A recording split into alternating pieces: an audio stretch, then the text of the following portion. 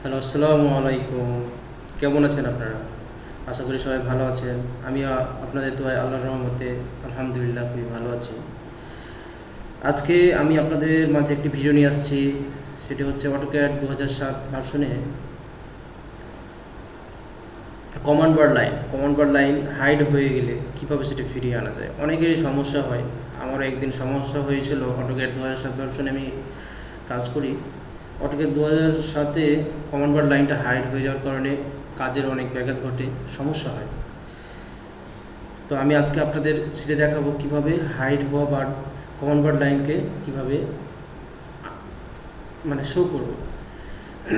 তো কথা না বাড়িয়ে আমি কাজে চলে যাই। তো প্রথমে আপনাদের অটোক্যাড 2007 ভার্সনের ওপেন করব। ওপেন করার পর এখানে আপনারা দেখছেন যে আমার এখানে কমান্ড বার লাইনটা নেই, এখানে হাইড হয়ে আছে।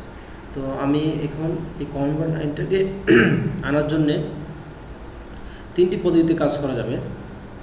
তিনটি পদ্ধতিতে আমি এই কমান্ড বার লাইনটাকে শো করতে পারবো। তবে আমি আজকে আপনাদের একটি পদ্ধতি দেখাচ্ছি, সেটি কিবোর্ড দ্বারা শর্টকাট হবে, খুব ইজি, আপনার আশা করি কাজে লাগবে।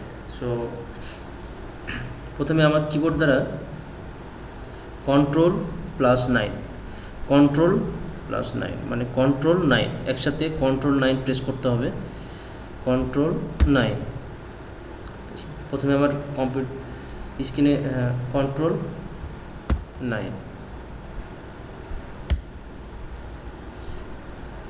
আমার এখানে কমান্ড বার লাইনটা শো করতেছে।